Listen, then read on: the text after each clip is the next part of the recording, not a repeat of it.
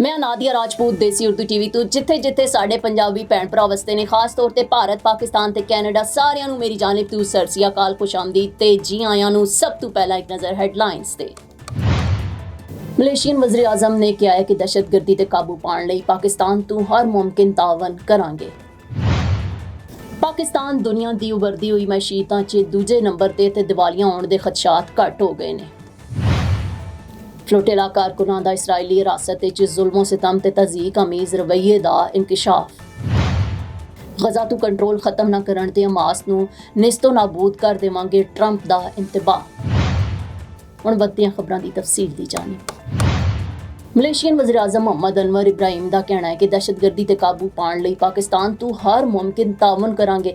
ਵਜ਼ੀਰ ਆਜ਼ਮ ਸ਼ਬਾਜ਼ ਸ਼ਰੀਫ ਦੇ ਹਮਰਾਹ ਮੁਸ਼ਤਰਕਾ news conference ਕਰਦਿਆਂ ਹੋਇਆਂ ਮਲੇਸ਼ੀਅਨ ਵਜ਼ੀਰ ਆਜ਼ਮ ਮੁਹੰਮਦ ਅਨਵਰ ਇਬਰਾਹੀਮ ਦਾ ਕਹਿਣਾ ਹੈ ਕਿ ਦਹਿਸ਼ਤਗਰਦੀ ਤੇ ਕਾਬੂ ਪਾਉਣ ਲਈ ਪਾਕਿਸਤਾਨ ਤੋਂ ਹਰ ਮੁਮਕਿਨ ਤਾਵਨ ਕਰਾਂਗੇ। ਵਜ਼ੀਰ ਆਜ਼ਮ ਸ਼ਬਾਜ਼ ਸ਼ਰੀਫ ਦੇ ਹਮਰਾਹ ਮੁਸ਼ਤਰਕਾ ਨਿਊਜ਼ ਕਾਨਫਰੰਸ ਕਰਦਿਆਂ ਹੋਇਆਂ ਵਜ਼ੀਰ ਆਜ਼ਮ ਮਲੇਸ਼ੀਆ ਮੁਹੰਮਦ ਅਨਵਰ ਇਬਰਾਹੀਮ ਦਾ ਕਹਿਣਾ ਸੀ ਕਿ ਅਸੀਂ ਖਿੱਤੇ 'ਚ ਇਸਤਹਿਕਾਮ ਲਈ ਪਾਕ ਭਾਰਤ ਅਮਨ ਨੂੰ ਆਮ ਸਮਝਦਿਆਂ ਤੇ ਦਹਿਸ਼ਤਗਰਦੀ ਤੇ ਕਾਬੂ ਪਾਉਣ ਲਈ ਪਾਕਿਸਤਾਨ ਤੋਂ ਹਰ ਮੁਮਕਿਨ ਤਾਵਨ ਕਰਾਂਗੇ।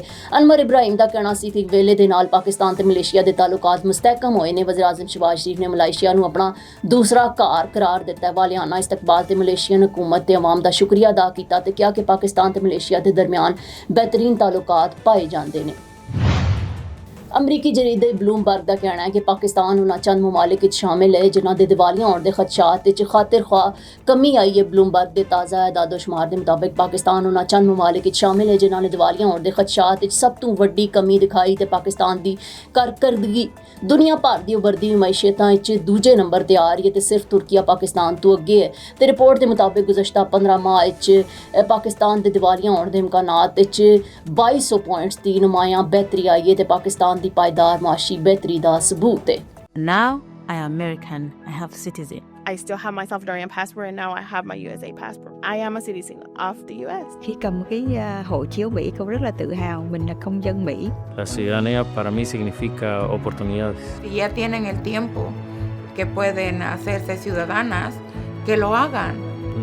No pierde nada uno con intentarlo. Como dicen en México, echándole ganas, todo se puede. ਫਲੋਟੇਲਾ ਸਮੂਹ ਵਿੱਚ ਸ਼ਾਮਿਲ ਮਜ਼ੀਦ 29 ਕਾਰਕੁਨਾਂ ਨੂੰ ਡੀਪੋਰਟ ਕਰ ਦਿੱਤਾ ਗਿਆ ਹੈ ਤੇ ਇਸਰਾਈਲੀ ਵਜ਼ੀਰ ਖਾਰਜਾ ਨੇ ਕਿਹਾ ਕਿ ਹੁਣ ਤੱਕ 450 ਤੋਂ ਜ਼ਿਆਦਾ ਗ੍ਰਿਫਤਾਰਸ਼ੁਦਾ ਕਾਰਕੁਨਾਂ ਵਿੱਚੋਂ 170 ਨੂੰ ਡਿਪੋਰਟ ਕਰ ਦਿੱਤਾ ਗਿਆ। ਇਸਰਾਈਲ ਤੋਂ ਡਿਪੋਰਟ ਹੋਣ ਦੇ ਬਾਅਦ ਵਤਨ ਵਾਪਸ ਪਹੁੰਚਣ ਤੇ ਇਮਦਾਦੀ ਕਾਰਕੁਨਾਂ ਨੇ ਇਸਰਾਈਲੀ ਹਿਰਾਸਤ ਵਿੱਚ ਜ਼ੁਲਮੋ ਸਿਤਮ ਦੇ ਇੰਕਸ਼ਾਫਾਤ ਕਰ ਦਿੱਤੇ। ਇਮਦਾਦੀ ਕਾਰਕੁਨਾਂ ਨੇ ਇਟਲੀ ਵਾਪਸੀ ਤੇ ਕਿਹਾ ਕਿ ਇਸਰਾਈਲੀ ਫੌਜ ਤੇ ਪੁਲਿਸ ਨੇ ਇਹਨਾਂ ਨੂੰ ਹਰਾਸਾਂ ਕੀਤਾ ਤੇ ਅਦਵਿਆਤ ਤੋਂ ਵੀ ਮਹਿਰੂਮ ਰੱਖਿਆ ਗਿਆ। ਤਾਲਵੀ ਕਾਰਕੁਨ ਨੇ ਰੋਮ ਪਹੁੰਚ ਕੇ ਦੱਸਿਆ ਕਿ ਸਾਡੇ ਨਾਲ ਬਹੁਤ ਬੁਰਾ ਸਲੂਕ ਕੀਤਾ ਗਿਆ ਤੇ ਫੌਜ ਦੇ ਬਾਅਦ ਇਸਰਾਈਲੀ ਪੁਲਿਸ ਦੇ ਹੱਥਾਂ ਵੀ ਹਰਾਸਾਨੀ ਦਾ ਸ਼ਿਕਾਰ ਹੋਏ ਆ। ਅਮਰੀਕੀ ਸਦਰ ਡੋਨਲਡ ਟਰੰਪ ਨੇ ਖਬਰਦਾਰ ਕੀਤਾ ਕਿ ਅਗਰ ਹਮਾਸ ਨੇ ਗਜ਼ਾ ਦਾ ਕੰਟਰੋਲ ਛੋੜਨ ਤੋਂ ਇਨਕਾਰ ਕੀਤਾ ਤੇ ਇਸ ਦਾ ਮੁਕੰਮਲ ਖਾਤਮਾ ਕਰ ਦਿੱਤਾ ਜਾਏਗਾ। ਟਰੰਪ ਤੋਂ ਸਵਾਲ ਕੀਤਾ ਗਿਆ ਕਿ ਕੀ ਤੁਸੀਂ ਹਮਾਸ ਨੇ ਹਥਿਆਰ ਨਹੀਂ ਡਾਲੇ ਤੇ ਗਜ਼ਾ ਨੂੰ ਕੰਟਰੋਲ ਵਿੱਚ ਰੱਖਣ ਤੇ ਜਰਮਾਲੀਆਂ ਦੀ ਰਿਹਾਈ ਨੂੰ ਮੁਜ਼ਾਕਰਾਤ ਤੋਂ ਮਸ਼ਰੂਤ ਕਰਨ ਦੇ ਮੌਕਿਫ ਦੇ ਨਾਲ ਇਹਨਾਂ ਦਾ ਮਨਸੂਬਾ ਮੁਸਤਰਦ ਕਰ ਦਿੱਤਾ।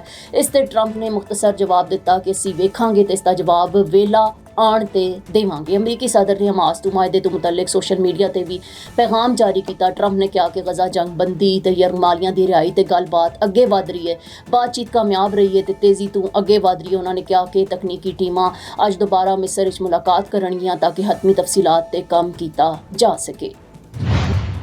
ਦੇਸੀ ਉਰਦੂ ਟੀਵੀ ਤੋਂ ਫਿਲ ਵਕਤ ਇतना ਹੀ। ਮਜ਼ੀਦ ਖਬਰਾਂ ਤੇ ਅਪਡੇਟਸ ਲਈ ਵੇਖਦੇ ਰਹੋ ਦੇਸੀ ਉਰਦੂ ਟੀਵੀ, ਦੇਸੀ ਟੀਵੀ USA, DTV NN ਤੇ ਸਾਡਾ OTT ਪਲੇਟਫਾਰਮ DTV Flix ਜਿੱਥੇ 3000 ਤੋਂ ਜ਼ਿਆਦਾ ਚੈਨਲਸ ਨੂੰ ਵੇਖਿਆ ਜਾ ਸਕਦਾ ਹੈ। Now I am American. I have citizen.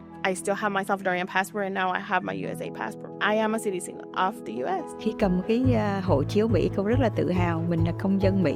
La ciudadanía para mí significa oportunidades. Si ya tienen el tiempo que pueden hacerse ciudadanas, que lo hagan.